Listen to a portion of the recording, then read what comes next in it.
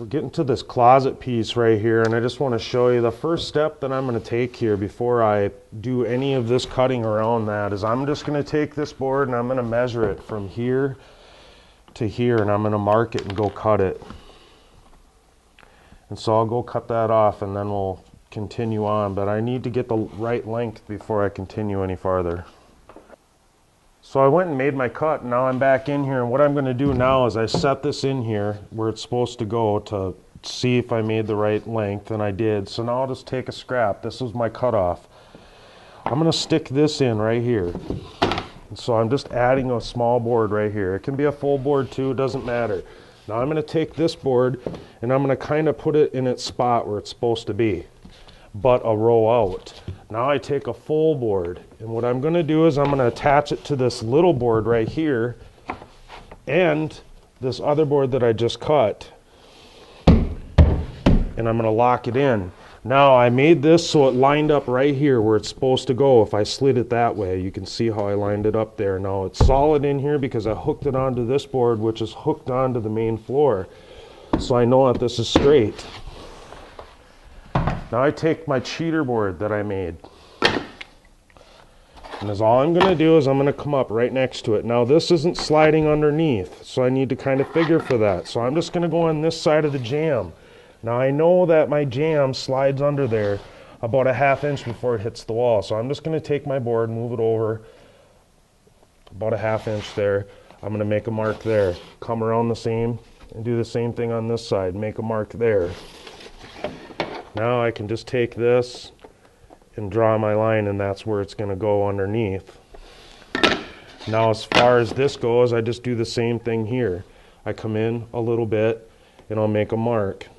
Now I can just go straight off the floor. I lined this edge up straight with this board, so I know that it's sitting on there straight because it's two factory edges. Draw my line, and I can just kind of do the same and eyeball it. Now you see right here is my cutout that's going to slide in there. Now I just go along the wall over here and just do what we showed you on that very starter wall, on the starter wall, and just mark.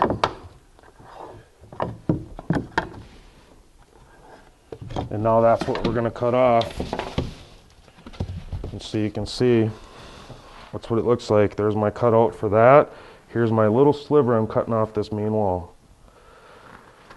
So you can see I didn't use a tape measure there. This is how simple it is when you use a cheater board like that, and then building the floor out because of the way we're able to line that up. And I'll continue to show you a few more of these down the hall and stuff so that you'll kind of get the grasp of what we're doing, but it's pretty simple. And now we'll just go out and cut it on the with the jigsaw.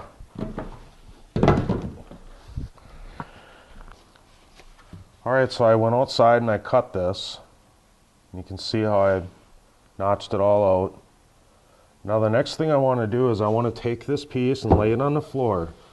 And I'm going to put this part of the tongue into the female part. And now I'm just going to slide it right in there.